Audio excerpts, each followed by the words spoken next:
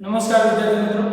Home public school ચાણસમાંથી આપનું હાર્દિક સ્વાગત કરું છું.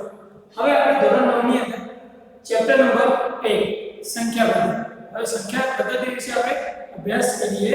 છીએ. હવે આપણે અગાઉના લેક્ચરમાં જે વર્ગમૂળવાળી અસંખ્ય સંખ્યાઓ હતી એને આપણે સંખ્યા રેખા ઉપર દર્શાવતા શીખ્યા હતા. એના પહેલા આપણે બે સમય સંખ્યાઓ વચ્ચે સમય સંખ્યાઓ વિશે ભણી ચૂક્યા હતા. બરાબર. હવે આપણે આગળ ભણીએ તો શું કીધું છે કે વાસ્તવિક સંખ્યા અને તેની દશાંશ અભિવ્યક્તિ. હવે જે વાસ્તવિક સંખ્યાઓ છે એની દશાંશ અભિવ્યક્તિ કે વાસ્તવિક સંખ્યાઓ એટલે સમય સંખ્યાઓ અને અસમય સંખ્યાઓ. એટલે સમય સંખ્યાઓ બધી એટલે સમય સંખ્યાઓનો સમૂહ અને અસમય સંખ્યાના સમૂહને બધું ભેગું થઈને એક જથ્થો બને છે એટલે આપણે શું કહીએ છીએ? વાસ્તવિક સંખ્યા કહીએ છીએ. તો આ બધી જ વાસ્તવિક સંખ્યાઓ અને તેની દશાંશ અભિવ્યક્તિ આપણે એના વિશે ભણીએ તો સૌપ્રથમ શું છે કે દરેક સમય સંખ્યા p/q સ્વરૂપમાં લખી શકાય છે. તો કોઈ બી સમય સંખ્યા હોય તો એને આપણે p/q સ્વરૂપમાં લખી શકીએ છીએ.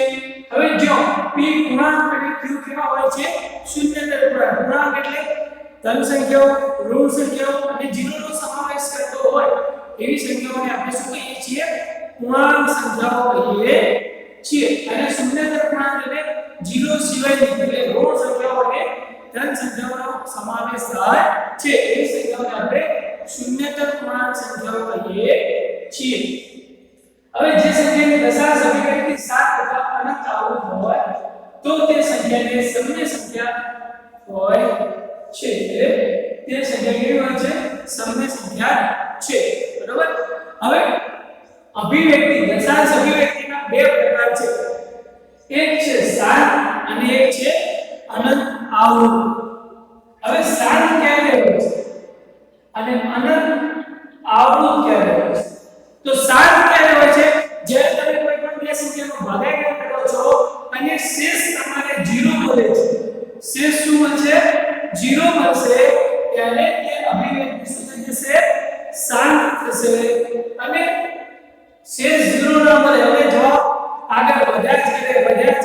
અને એના એ જવાબ રિપીટ થાય એટલે એના એ જવાબ તમને પાછો મળશે. તો એવી અભિવ્યક્તિને આપણે શું કહીએ છીએ? અનંત આવૃત અભિવ્યક્તિ કહીએ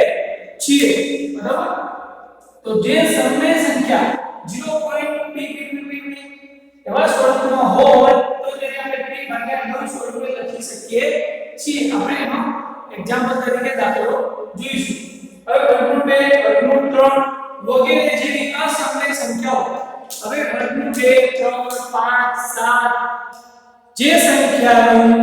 વર્ગમૂળ ન નીકળતું હોય એવી સંખ્યાઓને આપણે શું કહેવાતા? અસમય સંખ્યાઓ કહીએ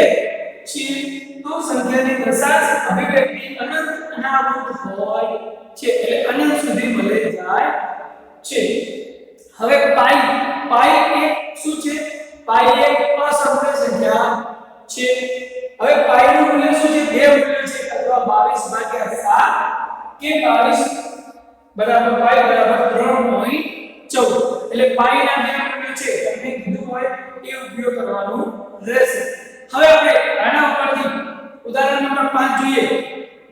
તો ઉદાહરણ નંબર 5 શું છે? 10/3 7/8 અને 1/7 ની દશાંશ અભિવ્યક્તિ મેળવો. શું કીધું છે? 10/3 7/8 અને 1/7 ની દશાંશ અભિવ્યક્તિ મેળવો. એટલે કયા સ્વરૂપમાં છે? આ સૌપ્રથમ પહેલા આપણે જોઈએ 10/3 માં. તો શું? હવે 10/3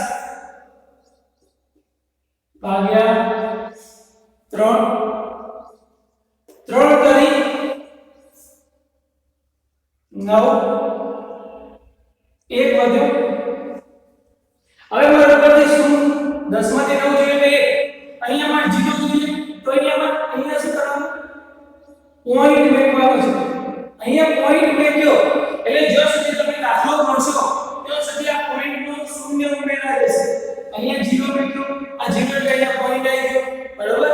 અહીંયા હું પોઈન્ટ મૂકીશ એટલે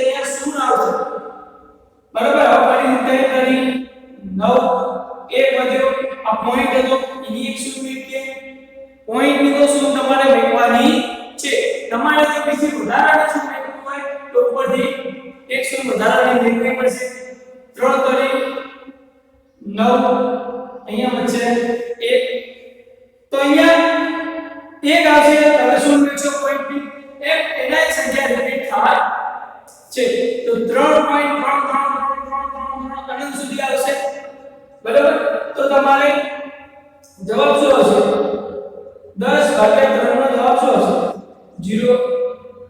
3.33333 અનંત સુધી આવશે હવે જો જે સંખ્યા રિપીટ થતી હોય હવે અહીંયા રિપીટ શું થાય એટલે વારાફરતી એના સંખ્યા કઈ આવે છે 3 આવે છે તો આપણે આ સંખ્યાને આઈડેન્ટિટી પર લખીએ 3.312 આ ઉપર લીધું કર્યું છે લીધું નથી આ સંખ્યાનો 12 આવ્યો છે એટલે મેં 3 નો 12 આવ્યો કેમ કર્યું છે કે 3 રિપીટ થાય છે આ ઉપર જે લીધું કર્યું એટલે 12 આવે છે એનો મતલબ શું છે કે જે સંખ્યા ઉપર તમે 12 આવ્યો છે એ સંખ્યા તમારે આગળ હેડી જશે એટલે એના એ સંખ્યા આવે છે તો 3 એના આવે છે અહીંયા શેષ 0 મળતી નથી હવે શેષ 0 ના મળતી હોય તો આ અભિવ્યક્તિ કેવી છે અનંત આવૃત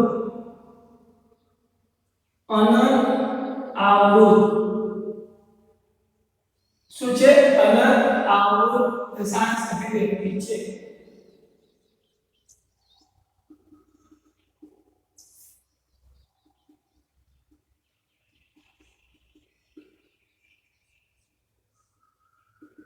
બરોબર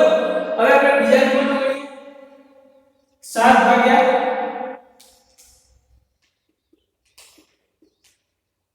8 બરોબર હવે ગણીએ 7 ભાગ્યા 8 હવે 12 શું થઈ જાય છે મોટી સંખ્યા થઈ જાય છે હવે અહીંયા 0 મેળવવું હોય તો અહીંયા શું કરવું પડશે પહેલા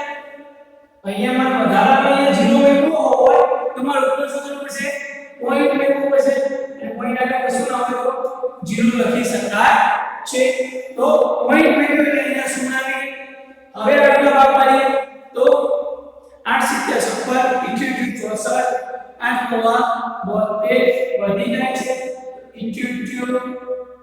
64 7 માંથી ચલો અહીંયા 10 કરીએ 10 6 10 માંથી 4 જાય તો 6 0 અહીંયા પોઈન્ટ મેળવ્યો એની શું જોઈએ તમારે મેળવવાની રહેશે ચલો 8 70 56 10 को લઈએ 4 0 पॉइंट में शुरू में के 8 4 40 અહીંયા શેષ શું થઈ જાય 0 થઈ ગઈ તો આપણે 7 ભાગ્યા 8 નો જવાબ શું આવે 0.875 અહીંયા શેષ આપણને શું મળે છે 0 મળે છે એટલા માટે આ કેવી અભિવ્યક્તિ થશે 7 દશાંશ અભિવ્યક્તિ થાય છે તો 7 દશાંશ અભિવ્યક્તિ બરોબર 7 દશાંશ અભિવ્યક્તિ છે હવે એ જ રીતે આપણે 1/7 માટે ગણીએ તો શું થશે આપણે 1/7 માટે ગણીએ 1/7 હવે વિચારો કે તમારે એક અંદર છે એ નાની સંખ્યા છે બાર 7 છે મોટી સંખ્યા છે ભાગમાં જવાના આપણે અહીંયા શું લાવ્યો છે અહીંયા શું લાવો તો તમારો પોઈન્ટ આવશે બરોબર પોઈન્ટ નો શું મેળવવાનો છે હવે જોઈએ તો 7 એકા 7 3 વધ્યા હવે જે પોઈન્ટ મેળવ્યો અહીંયા આપણે શૂન્ય મેળવવાની છે 7 ચોક 28 અહીંયા કેટલા બચશે 2 વચ્ચે પોઈન્ટ ની શું મેળવીએ 7 દુ 14 0 6 ચલો હજુ સાઈન જો સુધી સંખ્યા રિપીટ ના થાય એટલે એના સંખ્યા 10 ફરીથી ના આવે તો સુધી ગણાઈ જવાનો છે એક આવો જોઈએ નીચે એટલે ત્યાંથી રિપીટ થશે તો 7 7 56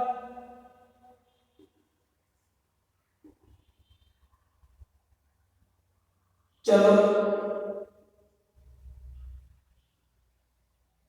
5 4 0 चलो 7 करिए 21 7 चौक 28 7 पंचा 35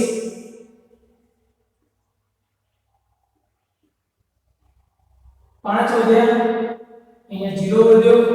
પાછળ પોઈન્ટ ની સ્વિમિંગ કે સીધી સીધીઓ 49 એક વચ્ચે બરાબર એક અહીંયા પાછો આવે છે એક જવાબ એક રકમમાંથી આપણે એક અહીંયા રિપીટ થાય છે આને હવે શું થશે અહીંયા 0 મૂકીશું એટલે 10 થઈ જશે 7 એકા 7 આવશે ફરી ત્રણ વચ્ચે 20 થશે 7 ચોક 28 આને જવાબ શું થશે પાછા રિપીટ થાય છે તો આપણે આને કેવી અભિવ્યક્તિ કહીએ છીએ તો આપણે જવાબ લખીએ 1/7 બરાબર 0.14285 ફરીથી એને સંખ્યા છે 1 4 2 8 5 7 એ જવાબ મેળવેલો છે એટલે તમારી સંખ્યા ક્યાંથી રિપીટ થાય છે એટલે અહીંયાથી રિપીટ થાય છે તો આટલી સંખ્યામાં બહાર કાઢી લેવાનું તો 0.14285 આનો બાદ કે આ સંખ્યા આટલી બધી સંખ્યાનો કેમ બહાર કાઢો કે બધી સંખ્યા પાસે રિપીટ થાય છે એના સંખ્યા સાથે રિપીટ થશે એટલે આટલી સંખ્યા 1,42,857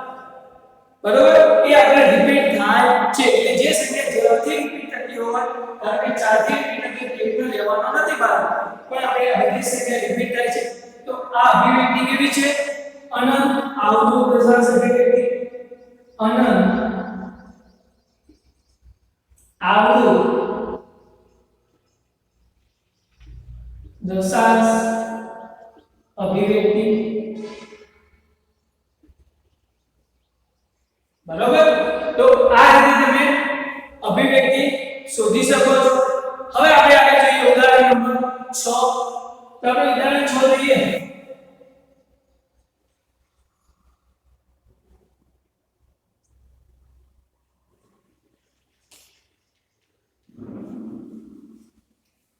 તો ઉદાહરણ 6 ની અંદર આપણે શું આપેલું છે કે સાબિત કરો કે ઉદાહરણ 6 ની અંદર શું કીધું છે સાબિત કરો કે 3.1 4 2 6 7 અને 8 એ સમય સંખ્યા છે તમારે સાબિત કરવાનું છે કે સમય સંખ્યા છે હવે સમય સંખ્યા એટલે p ભાગ્યા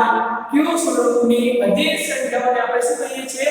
સમય સંખ્યાઓ કહીએ છીએ તો આપણને જે સંખ્યા આપેલી છે કે 3.142678 એ સંખ્યાને આપણે p ભાગ્યા q સ્વરૂપમાં ફેરવવાના છે હવે p કેવા હોવા જોઈએ તો p પૂર્ણાંક અને q શૂન્યતર પૂર્ણાંક હોય તો તે પ્રમાણે 3.142678 ને p ભાગ્યા q સ્વરૂપમાં દર્શાવો હવે આપણે શીખી જઈએ છીએ કે ધારો કે અહીંયા ઉદાહરણ 6 લખીએ રકમ શું છે 3.142678 બરોબર હવે આવી રકમ છે આ પોઈન્ટ અહીંયા છે હું પાછા લઈ જાઉં તો ભાગાકારની અંદર શું થશે જેટલા પોઈન્ટ પાછા પડશે એટલી ભાગાકારની અંદર શૂન્ય આવે છે એ તો આપણે અગાઉના ધોરણમાં શીખી ગયા હતા તો આપણે આ સંખ્યાને ફેરવીએ તો આ કેટલા પોઈન્ટ પાછા પડશે 1 2 3 4 5 6 તો ભાગાકારની અંદર કેટલી શૂન્ય આવશે 6 શૂન્ય આવશે તો 3 14 26 78 ભાગ્યા બરોબર તો આ રીતે થયું હવે તો આ p કેવા છે q કેવા છે તો એક કેવી સંખ્યા થઈ ગઈ સમય સંખ્યા થઈ ગઈ તો આપણે જે સાબિત કરવાનું છે તો આપણને સમય સંખ્યા મળે છે અને તેથી આ કેવી છે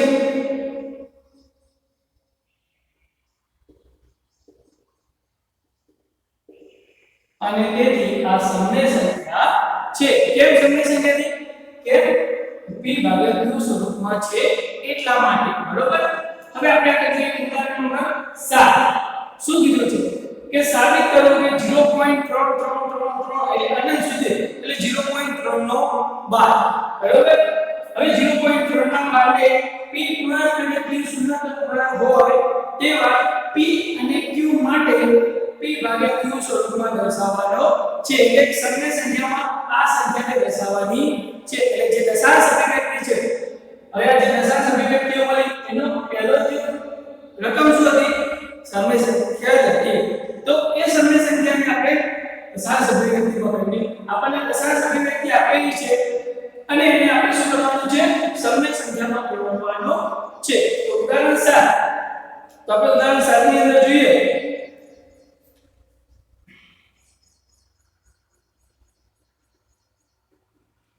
તો આપણને આપેલું શું છે 0.3333 એટલે 3 રિપીટ થાય છે એટલે આપણે લખીએ છીએ કે 0.3 નો 12 બરાબર હવે કેટલી સંખ્યા રિપીટ થાય છે સૌપ્રથમ ધ્યાન રાખવાનું છે તમારે હવે સૌપ્રથમ આ જે સંખ્યા આપેલી છે આપણે x ધારી લેવાનું શું કરવાના છે આ જે સંખ્યા આપેલી છે એને શું કરવાનું છે x ધારવાના છે તો આપણે આ સંખ્યાને x ધારી લઈએ તો ધારો x બરાબર 0.3333 બરોબર આવી સંખ્યા છે આપણે એને x ધારી લીધા છે હવે આપણે કેટલી સંખ્યા રિપીટ થાય છે જો એક સંખ્યા રિપીટ થતી હોય એટલે એક સંખ્યા ઉપર 12 દર્શાવેલો હોય તો તમારે આ જે ધારે છે એ બંને બાજુ 10 ગણવા બે સંખ્યા ધારો કે 0.24 નો 12 છે તો કેટલી સંખ્યા રિપીટ થાય છે બે સંખ્યા ઉપર 12 છે તો બે સંખ્યા રિપીટ થવાની છે આનો મતલબ શું છે 0.24 આવી એટલે બે સંખ્યા રિપીટ થાય છે જો બે સંખ્યા રિપીટ થતી હોય તો આવી સંખ્યાથી ધારેલી હોય કે આપણે 100 વડે ગુણવાની ત્રણ સંખ્યા રિપીટ થતી હોય તો 1000 વડે ગુણવાની બરોબર હવે અહીં આપણે કેટલી સંખ્યા રિપીટ થાય છે ત્રણ જ રિપીટ થાય છે એટલે એક સંખ્યાનું પુનરાવર્તન થાય છે એટલે એક અંકનું વારંવાર પુનરાવર્તન થાય છે એટલા માટે આપણે શું કરીએ છીએ 10 વડે ગુણીએ છીએ તો બંને બાજુ 10 વડે ગુણીએ 10 ગુણ્યા x 10 ગુણ્યા 0.3333 સમજો બરાબર આટલા સુધી રાખ્યા તો આપણે આ શું કર્યું કે એક સંખ્યાનું પુનરાવર્તન થાય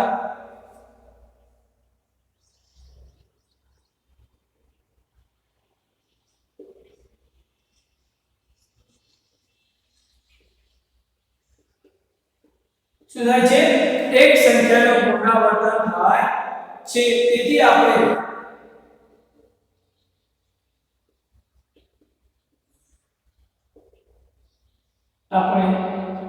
બંને બાજુ 10 વડે ગુણતા શું કીધું છે હવે એક જ સંખ્યાનું રિપીટેશન થાય છે પુનરાવર્તન થાય છે એક સંખ્યાનું થતું હોય તો 10 વડે એટલે 10 વડે ગુણવાના છે કેમ કે એક જ સંખ્યા થાય છે જો બે સંખ્યા થતી હોય તો બે સંખ્યા ઉપર બાળક છે ત્યારે બે સંખ્યાનું રિપીટેશન થશે તો જેટલી સંખ્યાનું રિપીટ થાય છે એટલી સુનોપી પડે એટલે એટલા વડે ગુણવાના રહેશે હવે આ 10x હવે આ સંખ્યાને ગુણીએ હું 10 વડે ગુણું જેટલી સંખ્યા વડે ગુણું એટલે જેટલી શૂન્ય વડે ગુણું એટલી સંખ્યાને આ પોઈન્ટ શું થશે પાસો શું થશે પોઈન્ટ પાસો પડશે હવે હું ધારો કે જો તમને એક ઉદાહરણ આપું છું અહીંયા 10 ગુણ્યા 0.33 આપેલા છે આ સંખ્યાનું વિભાજક કોઈ શું કરીશ વિભાજક એટલે શું માનીશ તો 10 ગુણ્યા આ પોઈન્ટ પાછળ એટલે 33 ભાગ્યા 100 થઈ જશે 100 ઉડી ગઈ તો 33 ભાગ્યા 10 એટલે 0 3.3 થઈ જશે એનો જવાબ તો શું થયું કાયદેસર 10 વડે મેં ગુણ્યા તો 1 પોઈન્ટ પાછો પડે 100 વડે ગુણીશ તો 2 પોઈન્ટ પાછા પડશે બરોબર 1000 વડે ગુણીશ તો 3 પોઈન્ટ પાછા પડશે તો આ સંખ્યાને 10 વડે ગુણીશ તો મારે શું થશે આ પોઈન્ટ છે 1 પોઈન્ટ પાછો પડશે એટલે 3.333 આ રીતે આવશે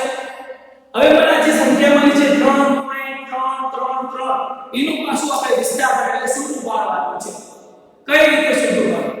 તો આપણે આ જે સંખ્યાઓ આપેલી છે એનો ઉપયોગ કરવાનો છે હવે જુઓ ધ્યાન રાખજો અહીંયા 3.333 આપેલા છે અહીંયા તમે પહેલા ખાલી જગ્યા પ્લસ અહીંયા જે x ની કિંમત છે આપણે એ લખીએ ચલો અહીંયા ધ્યાન હું અહીંયા લખું છું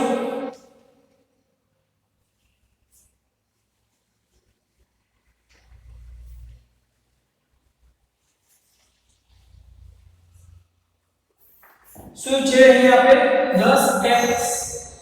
બરાબર 3.3 10x બરાબર 3.333 આગળ સંખ્યા હેલી જાય છે હવે આ જે સંખ્યા છે 3.333 બરાબર એ સંખ્યાને આપણે શું કરવાનું છે છૂટા પાડવાનું છે હવે અહીંયા એની સંખ્યા તમારે મેળવવાની છે કે તમારે કોના સરવાળામાં જે તમે x આલેલો છે એના સરવાળા બરાબર આવે છે તો x અહીંયા મેં કીધી 0.333 બરાબર આ 0.333 એના સાથે હું કઈ સંખ્યા ઉમેરું એટલે એવી કઈ સંખ્યા ઉમેરીશ તો મને 3.333 મળશે તો તમારે શું કરવાનું છે આ જે સંખ્યા છે એને તમારે x સાથે બાદ કરવાનું અહીંયા તો હું બાદબાકી કરું છું માટે